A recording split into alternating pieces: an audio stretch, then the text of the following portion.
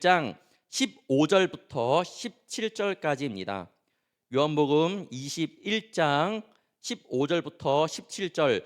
우리 세 절이니까 우리 다 같이 짧으니까요. 한 절 한 절 우리 다 같이 봉독하도록 하겠습니다. 읽겠습니다. 시작. 그들이 조반 먹은 후에 예수께서 시몬 베드로에게 이르시되 요한의 아들 시몬아 내가 이 사람들보다 나를 더 사랑하느냐 하시니 이르되 주님 그러하나이다. 내가 주님을 사랑하는 줄 주님께서 아시나이다. 이르시되 내 어린 양을 먹이라 하시고 또 두 번째 이르시되 요한의 아들 시몬아 내가 나를 사랑하느냐 하시니 이르되 주님 그러하나이다. 내가 주님을 사랑하는 줄 주님께서 아시나이다. 이르시되 내 양을 치라 하시고 세 번째 이르시되 요한의 아들 시몬아 내가 나를 사랑하느냐 하시니 주께서 세 번째 내가 나를 사랑하느냐 하심으로 베드로가 근심하여 이르되 주님 모든 것을 아시오매 내가 주님을 사랑하는 줄을 주님께서 아시나이다. 예수께서 이르시되 내 양을 먹이라. 아멘. 오늘의 말씀의 주제는 예수님의 눈높이라는 제목을 가지고 함께 나누도록 하겠습니다. 오늘 이야기 우리 청년들 많이 아실 겁니다. 예수님을 배반했던 이 베드로를 예수님께서 다시 찾아가신 장면인데 어떻게 찾아가셔서 어떻게 부르셨는지 제가 한번 말씀을 다 아는 말씀이지만 저는 항상 말씀을 볼 때 또 어떤 마음을 주실지 기대하면서 묵상을 하거든요. 그때 함께 묵상했던 마음들 또 청년들에게 나누고 싶은 말씀 오늘 함께 나누도록 하겠습니다. 말씀을 준비하면서 예수님이 어떻게 그럴 수 있었을까를 생각을 해보았습니다. 예수님이 어떻게 자신을 배반했던 베드로에게 그렇게 아무렇지 않게 오셨을까? 아무렇지 않게 오셨어요. 성경을 보면 화나거나 막 뭐가 마음이 감정이 막 폭발쳐 이렇게 나오신 것이 아니라 그냥 평온한 마음으로 오셨다라는 겁니다. 정말로 그 예수님의 마음을 느껴보고 싶었던 시간이었습니다. 그리고 베드로를 부르실 때 그냥 부르지 않았어요. 지금 베드로의 마음을 보면요, 예수님을 배반했습니다. 예수님의 수제자였는데 예수님을 배반한 상태여서 도망치고 싶은 상태, 숨고 싶은 상태인데 그런 베드로에게 눈높이에 맞춰서 다가오시는 모습을 오늘 우리 청년들이 잘 한번 묵상해 보기를 바라고 말씀을 잘 듣기를 원합니다. 정말로 그런 상황을 알고 예수님께서 눈높이에 맞춰서 베드로에게 다가오셨다라는 것을 오늘 함께 말씀을 나누도록 하겠습니다. 저는 그동안 말씀을 준비하면서 잊고 지냈던 친구 한 명이 떠올랐습니다. 제가 가끔씩 예화로 제가 그 청년부 생활을 했다고 했잖아요. 그럴 때 그 친구들 말고 그 물이 함께 어울렸던 친구들인데 친구 중에 한 명, 그 이제 또 한 명 있거든요. A라는 친구가 있는데 그 친구에 대해서 오늘 함께 좀 이야기를 나누고 싶은데 언급하지 않았어요 그동안. 그런데 그 친구가 사실 저랑 굉장히 친했던 친구였거든요. 굉장히 친했던 친구인데 같이 재수도 하고요. 교회에서도 지금은 울타리잖아요. 근데 저 많이 말했듯이 저희는 지파였습니다. 그래서 같은 지파에 있었던 우리 친구이기도 했습니다. 재수도 하고 같이 지파이고 제주도로 국내 선교 갔을 때 함께 또한 같이 갔던 친구이기도 했습니다. 워낙 친하다 보니까 미운정 고운정 다 들었어요. 싸우기도 했거든요. 그리고 또 함께 늘 밥도 먹고 그런 것 때문에 정말 미운정 고운정 다 들었던 정말 친한 친구였습니다. 심지어는 군대까지도 같이 들어갔습니다. 저희는 동반 입대라는 것이 없어요. 저희 군대는 같은 기수예요. 그래서 같은 기수로 들어가갖고 같이 군 생활하지 못했지만 가까웠거든요. 그래서 군대에서도 연락해서 야 얼굴 보자 해갖고 주말에 교회로 와서 만나서 같이 이야기도 하고 그랬던 친구였습니다. 그런데 전역해서 함께 교회 생활을 또 했는데 어느 순간 그렇게 친했던 친구가 연락이 한 번에 뚝 끊겨버리는 거예요. 연락해도 닿지 않았습니다. 방법이 없어요. 그렇게 친구와 멀어지게 되었습니다. 그 전에 믿던 무리 친구들에게 연락을 해도 이 친구들도 이 친구는 연락이 안 됐던 거예요. 방법이 없었던 거죠. 그러다가 몇 년 후에 연락이 왔습니다. 만나자는 거예요. 만났죠. 기분이 조금 짜증나지만 화도 나지만 친구잖아요. 그래 궁금했어요. 왜 너 그동안 연락 안 했니? 물어보고 싶었고 어디서 만났는지 아직도 기억이 납니다. 부평 역사관에 있는 1층에 있는 맥도날드에서 만났거든요. 가서 만나서 너 왜 안 나왔니? 그동안 왜 연락 끊었니? 하니까 친구만 또 사정이 있었습니다. 그래서 이야기하다가 그래도 친구잖아요. 입대하기 전에 친구였고 입대하고도 동기였고 후에도 같이 열심히 했던 친구였기 때문에 정말 순간 바닥을 쳤던 친구에 대한 우정이었지만 친한 친구였기 때문에 다시 마음이 막 좋은 거예요. 그런데 그 친구의 목적이 드러났습니다. 얘기를 하다가 갑자기 종이야 너 그런데 보험 들어? 이러는 거예요. 보험? 왜? 이러니까 사실 내가 보험을 하는데 이 보험이 종이 나쁜 게 아니고 장황하게 설명하는 겁니다. 보험이 나쁜 게 아니에요. 저도 지금 개인적인 보험을 들고 있고 그런데 그때 당시에 저는 그 친구를 정말 그런 마음으로 나갔는데 그 친구가 그렇게 다가오니까 마음이 굉장히 어려웠고 뿐만 아니라 저는 그 이후로 제가 못한다고 했죠. 저는 학생의 신분이었고 제 보험을 부모님이 들어주셨기 때문에 못한다고 하니까 그 이후에 또 연락을 뚝 끊어버리는 거예요. 굉장히 기분이 나빴습니다. 정말 친했던 친구인데 그런 친구가 한 명 있습니다. 말씀을 준비하면서 그 친구를 떠올리면서 생각을 했습니다. 내가 지금 그 친구에 대한 마음은 어떨까? 옛날에는 화가 났는데 말씀을 묵상하면서 예수님께서 자신을 배반했던 베드로를 찾아온 모습을 보니까 그 말씀을 좀 많이 묵상하다 보니까 그런 마음이 들더라고요. 그래, 나는 학생이었는데 그 친구는 나보다 먼저 사회 전선에 뛰어든 친구였지. 말 못할 그런 사정이 있어서 나한테 친구지만 그렇게 다가왔겠지. 그런 마음이 갑자기 드는 거예요. 그러면서 내가 그때 그 친구의 마음을 학생이었으니까 이해하지 못했지만 그 이해하지 못한 마음에 미안함이 갑자기 들기 시작했습니다. 저는 시간이 지난 이제야 친구의 마음을 조금이라도 이해할 수 있을 것 같아요. 시간이 한참 지났잖아요. 그리고 제가 이제 목사가 되고 말씀을 가리키고 말씀을 전하고 이렇게 돼서야 그 친구의 마음을 이해할 수 있을 것 같은데 그런데 예수님은 어떻게 그 베드로를 함께 3년 동안 공생에 함께 했던 베드로를 어떻게 그렇게 아무렇지 않게 용서할 수 있었을까? 아무렇지 않게 다가올 수 있었을까? 한 주간 이런 생각이 머릿속에 떠나지 않았습니다. 어떻게 예수님이 그랬을까? 잘 생각해 봐야 돼요, 여러분. 어떻게 예수님이 그랬을까? 감사한 것은 예수님께서 그런 베드로를 찾아오셨잖아요. 감사한 것은 나도 연약하기 때문에 이런 나도 그러면 주님이 나를 품어줄 수 있겠구나라는 그런 마음을 들더라고요. 예수님께서 베드로를 품어준 마음을 보면서 그럼 나도 품어줄 수 있겠네? 라는 이런 감사함은 있었지만 그래도 한편으로는 그런데 어떻게 베드로를 그렇게 아무렇지 않게 찾아올 수 있었을까라는 그런 생각이 들었습니다. 오늘 베드로에게 찾아오신 그 예수님의 모습을 한번 살펴보면서 우리에게도 똑같은 그런 모습으로 오시는 예수님의 모습을 우리 청년들이 알기를 바랍니다. 첫 번째, 다시 찾아오신 예수님입니다. 자, 부활하신 예수님은요, 베드로를 지금 갈릴리 바다, 그러니까 여러분 일단은 갈릴리 바다, 디베랴 호수, 게네사렛 호숫가라고 이렇게 있는데 성경에 지명이 있어요. 다 똑같은 말이라고 보시면 돼요. 히브리어로 이 둥글다라는 거는 갈이란 뜻으로 갈릴리 바다 여러 가지 뜻이 있는데 아무튼 그런 뜻 때문에 이렇게 부르는 거지. 갈릴리 바다, 디베랴 호수, 게네사렛 호수 성경에 보면 다 똑같은 그 이제 지명입니다. 아무튼 예수님께서 지금 베드로를 만나기 전에 사실 베드로를 만났습니다. 예수님의 제자들을 만났어요. 제자들은 처음에 지금 갈릴리 바다에서 만난 거 말고 예수님께서 부활하신 이후에 예수님을 만난 제자들이잖아요. 제자들이 처음에 예수님을 만났을 때 느낌이 어땠을까요? 내가 그동안 따라다녔는데 돌아가셨다가 죽었다가 다시 사신 예수님을 본 거예요. 감격에 겨워서 눈물을 흘리고 굉장히 기뻤을 겁니다. 그리고 영적인 힘이 채워졌을 거예요. 내가 진짜 제대로 예수님을 믿었구나. 정말 예수님 진짜구나. 진짜 부활하셨구나. 분명히 돌아가셨는데 부활하셨구나. 영적인 힘이 막 채워졌을 겁니다.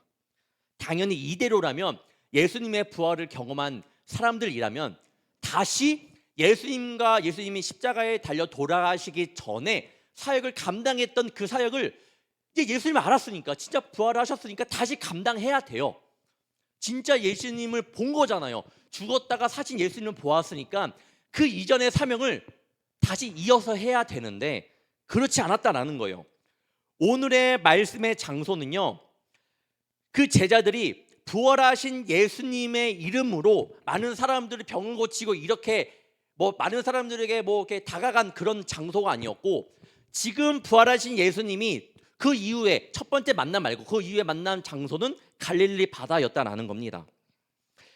제자들은요, 지금 예수님, 부활하신 예수님을 만난 후에 사명의 자리로 있는 것이 아니라 다시 예수님의 함께했던 그 공생에 함께했던 뭐 많은 사람들의 복음을 전하고 죽은 자를 일으키고 살리고 이런 자리에 있는 것이 아니라 지금 갈릴리 바다, 뭐예요? 예수님의 제자들이 예수님을 만나기 전에 자신의 직업이었던 이 업으로 돌아간 겁니다. 중요해요. 예수님을 만났어요. 부활한 예수님 만났어도 지금 그들은 제대로 정신을 차리지 못하고 다시 직업으로 어부의 자리로 돌아갔다라는 거예요. 그런데 저는 최소한 베드로는 그러면 안 된다고 생각을 했습니다. 최소한. 왜냐면요, 베드로는요, 누구보다 예수님을 사랑했던 사람이었습니다. 그런데 뭐예요? 예수님을 배반했어요. 배반을 했습니다. 그런데 배반했던 예수님, 그런데 죽을 줄만 알았던 그 예수님이 내 눈앞에 나타났습니다. 그러면 미안해서라도 주님 죄송합니다. 내가 그때 주님을 부인하면 안 됐었는데 주님 죄송합니다. 내가 다시 주님의 사명을 감당하는 주의 제자가 되겠습니다 라고 말을 해야 되는데, 베드로 또한 지금 어딨냐요? 지금 어디 있냐면 갈릴리 바다 디베랴 호수, 게네사렛 호수에 지금 있는 거예요. 자신의 직업으로 돌아간 겁니다. 베드로는 그러면 안 됐었는데 자신의 직업으로 다시 돌아갔습니다. 충분히 베드로는요, 예수님께 혼날 만한 그런 상황이었습니다. 정신 차릴 수 있도록 꾸중을 들어야 되는 상황이었습니다. 그런데 예수님은 어떻게 해요? 이 베드로를 향해 어떻게 하나요? 그렇게 하지 않았습니다. 예수님은 일단 베드로가 있는 곳으로 찾아가셨습니다. 이곳은 이 갈릴리 바다가 주는 사건을 봐야 돼요. 갈릴리 바다는요, 처음에 예수님과 베드로의 추억의 공유의 장소입니다. 어떤 추억의 공유의 장소냐? 베드로가 예수님을 처음 만난 곳입니다. 예수님 한마디에 더 순종하여 그물을 던지니까 그물이 찢어질 정도로 물고기를 많이 잡았던 곳이 바로 이 갈릴리 바다였다라는 거예요. 두 번째, 그러면 이 갈릴리 바다에서는 베드로는 무엇을 경험했냐? 순종을 배웠습니다. 그렇게 하라고 하니까 그물을 던졌죠. 순종을 했는데 순종하니까 기적을 경험했습니다. 기적을 경험하니까 저분이 진짜 예수님이시구나. 주님, 나는 죄인입니다. 나를 떠나세요 라고 말을 했던 그런 베드로였습니다. 그러니까 이 지금 갈릴리는요, 예수님과 베드로의 추억의 공유의 장소였고, 베드로가 정말 믿음, 이 순종의 믿음으로 나아갔던, 자신의 정말 첫 번째 믿음, 이 순종의 믿음으로 나아갔던 그런 영적인 곳이었습니다. 여러분, 예수님은요, 우리의 믿음을 회복시키실 때 우리를 처음 만난 그곳으로 초대하신다라는 사실을 기억하기를 바랍니다. 그때 사랑의 감격을 회복시켜 주시고 그때 부어주었던 은혜를 기억하게 하십니다.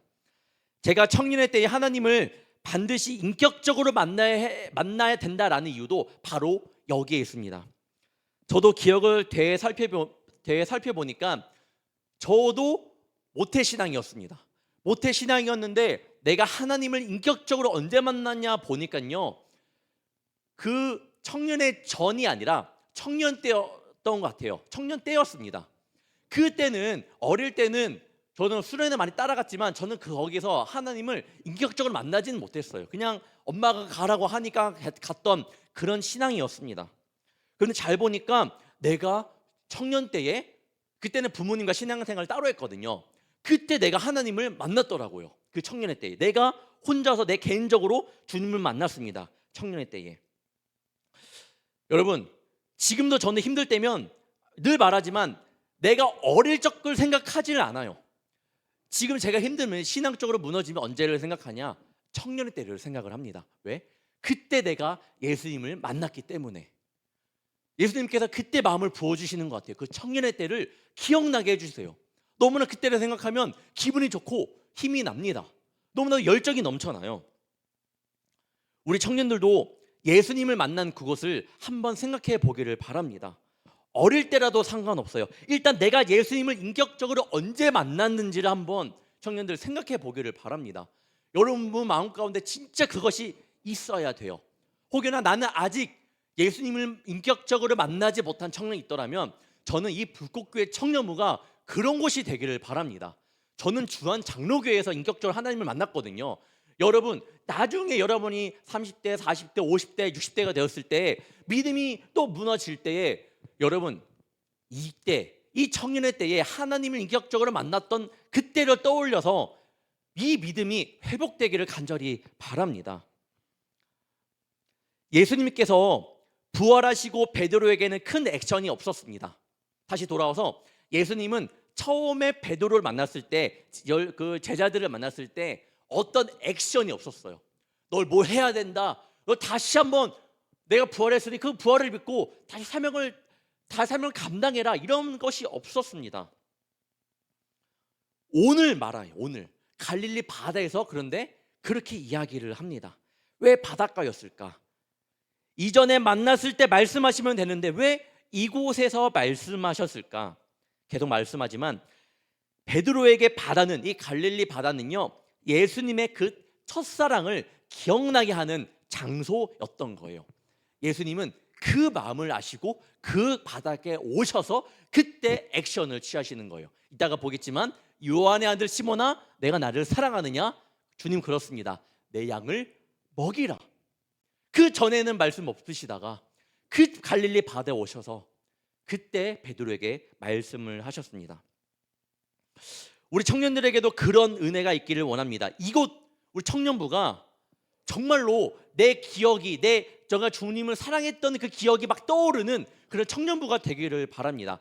분명히 이전에 예수님을 인격적으로 만났던 청년들도 있겠지만 다시 또한 이곳이 내 마음을 다시 한번 불을 일으키는, 성령의 불을 일으키는 그런 청년부가 되기를 바랍니다. 그래서 힘들 때에, 이때의 청년 때를 기억하면서 여러분의 믿음이 회복되기를 간절히 축원합니다.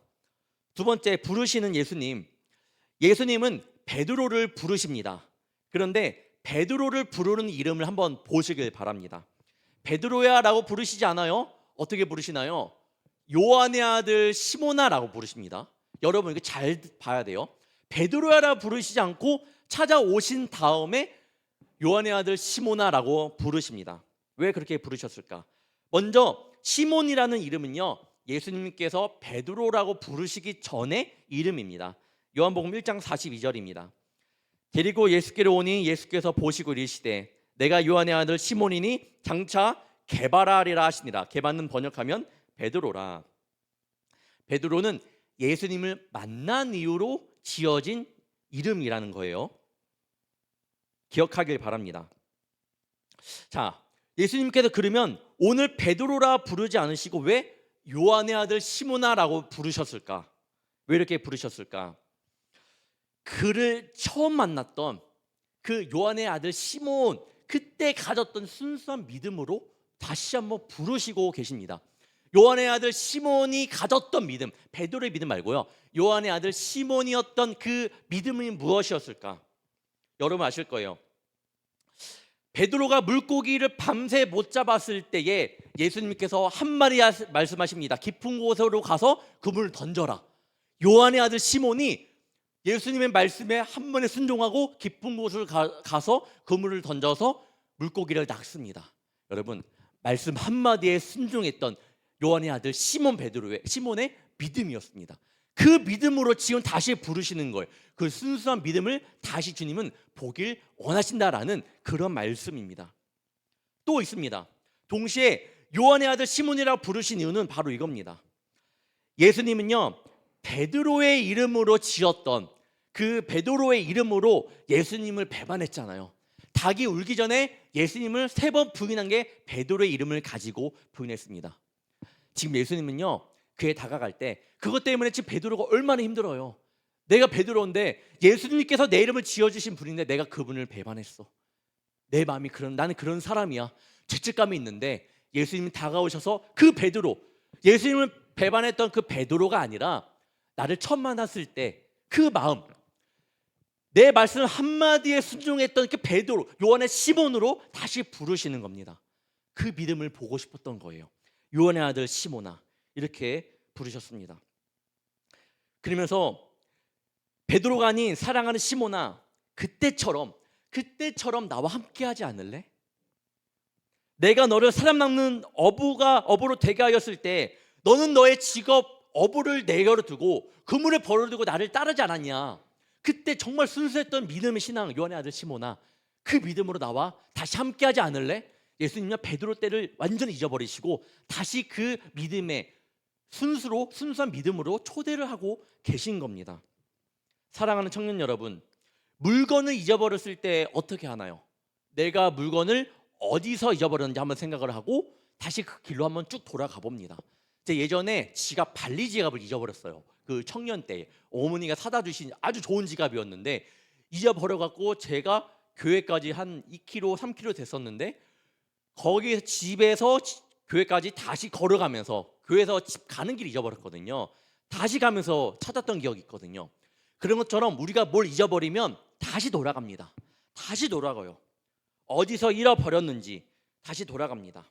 내 상황을 돌아보는 거예요. 여러분, 믿음을 잃어버렸잖아요. 내 믿음이 조금 약해진 것 같으면 어떻게 내 믿음이 사라졌는지, 내 믿음이 언제 죽었는지 한번 다시 과거로 돌아보기를 바랍니다. 여러분, 무조건 주님 앞으로 잘하겠습니다, 이것도 당연히 중요하지만 먼저 내 믿음이 어디서 무너졌는지 한번 돌아보기를 바래요. 뿐만 아니라 내가 주님을 언제 뜨겁게 사랑했는지, 언제 인격적으로 만났는지 그때로 다시 돌아가기를 간절히 바랍니다. 아드 폰테스라는 말을 아시나요? 원천으로 돌아가자라는 그런 의미입니다. 아드 폰테스는 인문주의자들과 이 종교개혁자들이 많이 사용했던 이야기예요. 당시 유럽은 흑사병으로 유럽의 3분의 1이 죽었습니다. 뿐만 아니에요. 동로마 제국은 이 오스만 투르크의 이 이슬람 세력에 의해서 멸망하고 맙니다. 뿐만 아니에요. 교회가 분열이 되는데 엄청 분열이 돼요. 엄청 분열이 되고 아비뇽 유수 사건, 우리 아는 청년들은 알 거예요. 그런 사건들도 있었고 결국에는 교황이 한 명이 되는데 교황이 3명이 됩니다. 자신의 욕심 때문에 교황이 3명이 돼요. 지금 프란치스코 교황이잖아요. 그런 교황이 3명이 됩니다. 교회가 그렇게 분열이 되었던 그때가 있었습니다. 총체적 위기 시대였죠. 새로운 시대의 도래가 필요한 상황에서 네덜란드의 신학자인 에라스무스라는 사람이 있었고 이 사람을 중심으로 인문주의자들이 모였습니다. 모여서 이렇게 말해요. 새로운 역사는 일이 진행된 중간에서부터가 아니라 처음부터 시작되어야 된다. 새로운 역사는 일이 진행되는 중간에서가 아니라 다시 새로운 곳에서부터 시작되어야 된다라고 말을 합니다. 종교개혁자들로 아드 폰테스를 외쳤습니다. 행위로 구원을 받아야 된다. 행위, 내가 행동하는 것으로 구원을 받아야 된다라는 것과 달리 이 종교개혁가들은 오직 믿음, 솔라 피데, 오직 은혜, 솔라 그라시아, 이 오직 믿음, 오직 은혜를 가지고 나아갔습니다. 뿐만 아니라 오직 성경을 외치며 성경으로 돌아가자. 우리 다시 성경으로 돌아가자. 말씀을 처음에 우리 새겼던 그 초기의 마음, 순수한 믿음의 대로 다시 성경으로 돌아가자. 왜냐하면 성경으로 말씀 가운데 은혜 받았지만 점점 교회가 발전하니까 이제 교회가 국교를 공인받고 하니까 교회가 많이 무너졌거든요. 그러니까 다시 그때로 돌아가자. 백투더 바이블, 백투더 베이직이라고 해요. 다시 그때로 돌아가자라고 이야기를 했습니다. 그래서 라틴어 성경을 독일어에 번역하고 종교개혁가들의 특징이 뭐라고 했죠? 성경을 번역하고 성경을 많이 보급하는 데 힘썼다고 이야기를 했습니다. 다시 돌아가자 했던 거예요.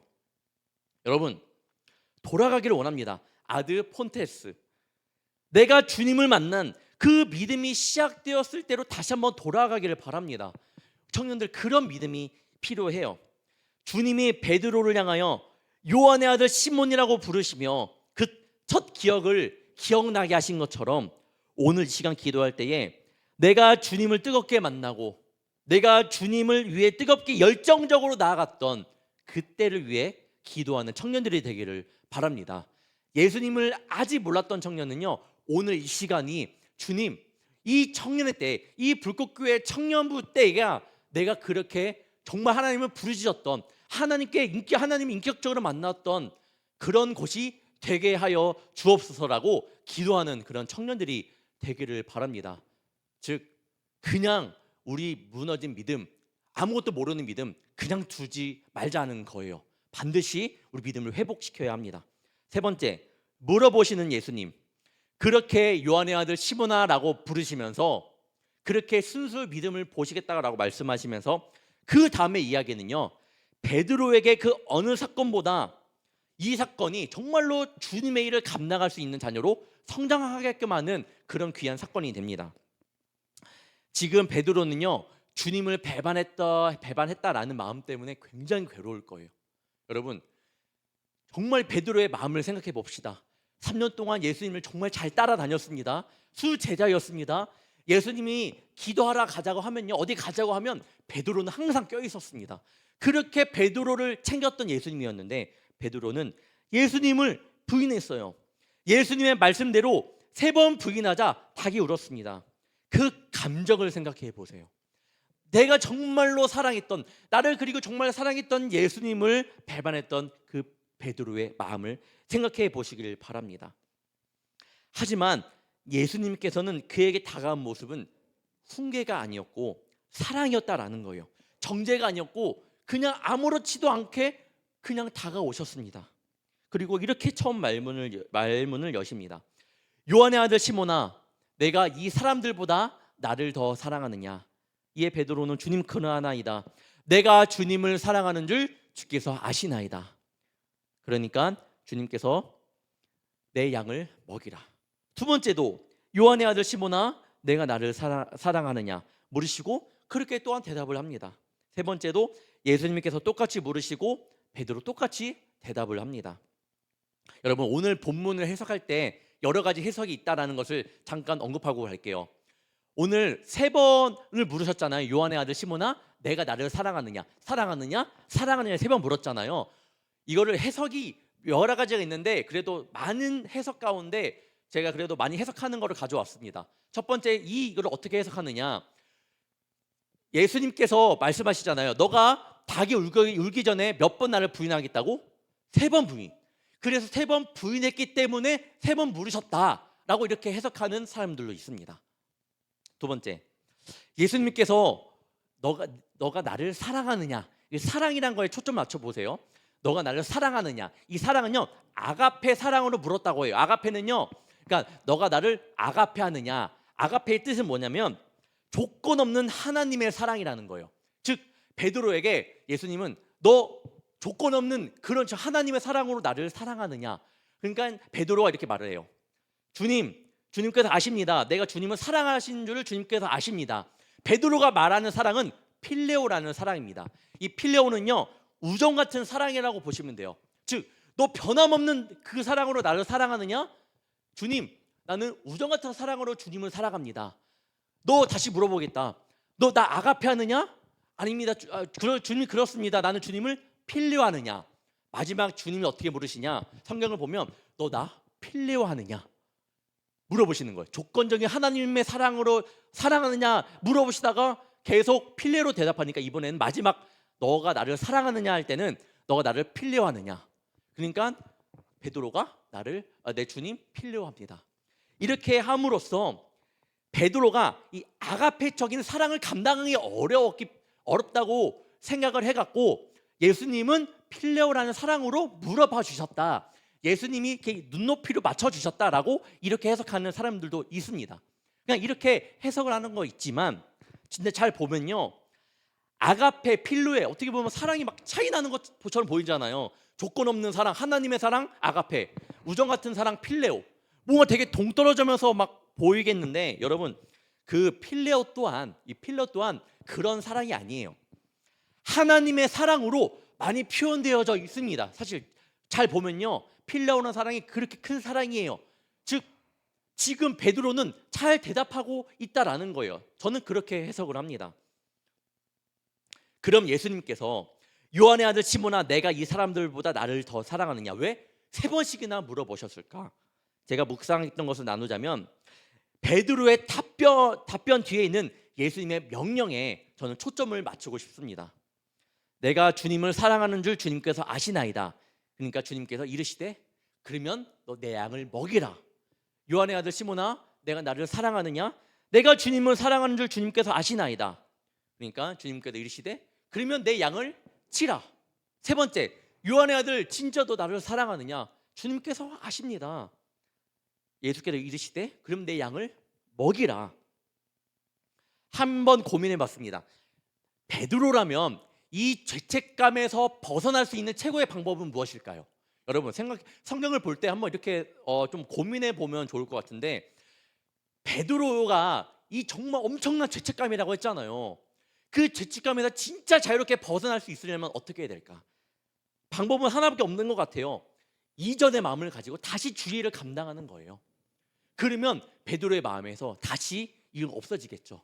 다시 주님을 배반했지만 다시 주님의 일을 감당하는 거잖아요. 그 마음의 짐을 없앨 수 있습니다. 그렇지만 그 죄책감이 너무나도 커서 어떤 상황이에요? 지금 베드로가 걔도 도망친 겁니다. 예수님이 잡히실 때 부인했죠. 예수님께서 찾아오셨을 때 주님, 제가 죄송합니다. 제가 죄인입니다. 제가 주님의 사명을 감당하겠습니다 라고 말하지 않고 또 어디로 갔나요? 또 도망칩니다. 갈릴리 바다로 또 도망친 거예요. 베드로는요, 죄책감을 걷어내기 위해서 분명히 주님의 사명을 감당하고 싶은데 하고 싶은데 막 할 수 없는 거예요. 그 죄책감 때문에. 여러분 그럴 때가 있잖아요. 내가 죄가 커서 나 할 수 있을까? 나 같은 사람을? 베드로도 그런 마음이에요. 주님의 사명을 감당해야 되는데 그게 예수님의 마음을 어떻게 내가 좀 함께 할 수 있는 마음인데, 죄책감을 덜 수 있는 방법인데 지금 베드로는 그렇게 하지 못하고 있는 거예요. 지금 하고 싶은데 못하고. 그래서 어떻게 해요? 그래서 도망치다가 갈릴리 바다까지 간 거예요. 그럴 때 그런 마음을 아시고 예수님께서 베드로를 찾아오셨다라는 사실을 우리 청년들이 알아야 됩니다. 그리고 물어봅니다. 너 나 사랑해? 너 진짜 나 사랑하는 거 맞아? 정말 나 사랑하니? 주님 그렇습니다. 주님 그렇습니다. 주님 그렇습니다. 그럼 그런 죄책감에서 벗어나 내가 많은 이들에게 대성물로 왔던 것처럼 너도 그 사명을 이어받아 많은 이에게 복음을 전할 수 있겠니? 내 양을 먹일 수 있겠니? 너가 정말 바랐던 그 죄책감을 없애기 위해 주의 사명을 감당해야 되는데 못했던 그 마음들, 이제는 그렇게 고민하지 말고 이제 너 진짜 나의 사명을 감당할 수 있겠니? 라고 주님은 그 마음, 아픈 마음까지 찾아와서 그 마음을 들여다보면서 이야기를 하고 계신 겁니다. 너가 나를 사랑하느냐? 3번 물어본 것은 베드로의 마음을 아신 예수님의 눈높이였던 거예요. 베드로가 원하는 것은 바로 이거였습니다. 베드로가 바라는 것이 정말 죄책감에서 벗어날 수 있는 것은 주님의 사명을 감당하는 것, 그것을 갚아야 하는데, 그게 보이는데 그동안 못했던 그 베드로를 예수님은 눈높이를 맞춰서 찾아와 주시고, 그러면 또 나 사랑하지 않느냐? 사랑한다면 그렇게 사랑한다고 고백했으면 됐다. 이제는 죄책감 갖지 말고, 내 배반했던 마음, 그래 힘든 마음을 갖지 말고 내 양을 먹여라. 또 말합니다. 내 양을 치라. 내 양을 먹이라. 그 이후에 베드로의 삶은요 달라집니다. 도망쳤던 베드로가 아니라 진짜 예수님을 위해 헌신했던 베드로의 모습을 보게 되고요. 성경 외경에 보면요, 이 베드로가 거꾸로의 십자가에 박혀서 마지막은 순교, 그 십자가의 길을 걸어갔다라고 나와 있습니다. 사랑하는 청년 여러분, 말씀을 마치려고 하는데 우리 청년 여러분의 모든 믿음의 모습을 주님을 보고 계세요. 진짜 엄청난 죄악을 저지른 청년들도 있을 거고, 정말 믿음이 땅바닥인 청년들도 있을 거고, 지금 아무렇지 않게 그냥 온 청년도 있겠지만 주님은요 그 청년들에 맞게, 그 믿음에 맞게 그에 다가오셔서 여러분들을 부르시고 계십니다. 그 사실을 잊지 않는 우리 청년들 되기를 바랍니다. 여러분이 해야 할 건 그때 나에 다가오시는 예수님에게 순종하고 주의 사랑을 느끼며 여러분의 사랑을 보여주시면 됩니다. 늘 말하지만 정말 청년들 믿음 생활하기 힘든 상황 속에서 살아가고 있습니다. 그래도 이렇게 믿음 놓지 않고 이 자리에 온 청년들 진짜 환영하고 축복합니다. 저는 우리 청년들이 정말로 믿음으로 바로 서기를 바랍니다. 어떤 모습이든 상관없어요. 어떤 말씀을 들어도 상관없어요. 여러분의 믿음만 바로 서면 됩니다. 여러분, 하지만 이 믿음 생활, 믿음 세우려고 내가 노력하지 말고 예수 그리스도의 보혈을 의지하고 주님 앞에 나아가는 청년들 되기를 주님의 이름으로 축원합니다. 언제나 나의 눈높이로 다가와 주시는 주님을 기억하며 한 주도 승리하시는 우리 청년들 되시기를 주님의 이름으로 축원합니다. 기도하겠습니다. 사랑의 주님, 예수님을 배반하고 쉽게 주님 앞에 다가가지 못했던 이 베드로를 찾아와 주시고 그의 마음을 눈높이에 맞추어 안아주심을 감사합니다. 오늘 이 시간 그 예수님께서 우리 불꽃교회 청년부를 보듬어 주실 줄 믿습니다.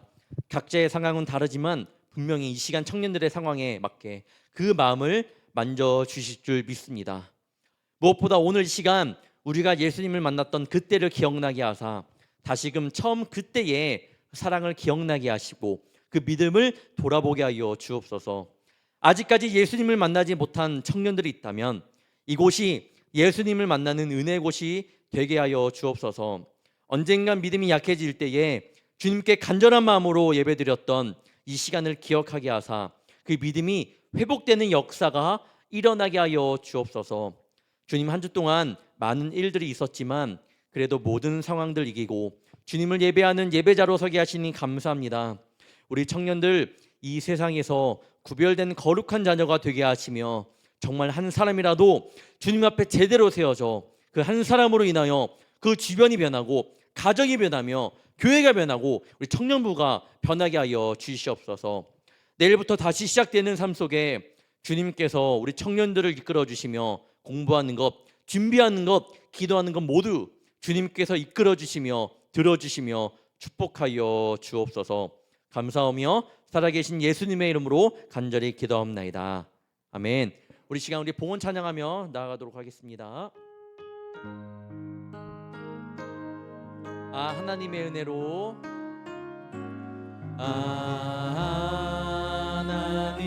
하나님의 은혜로 있을 때 없는 자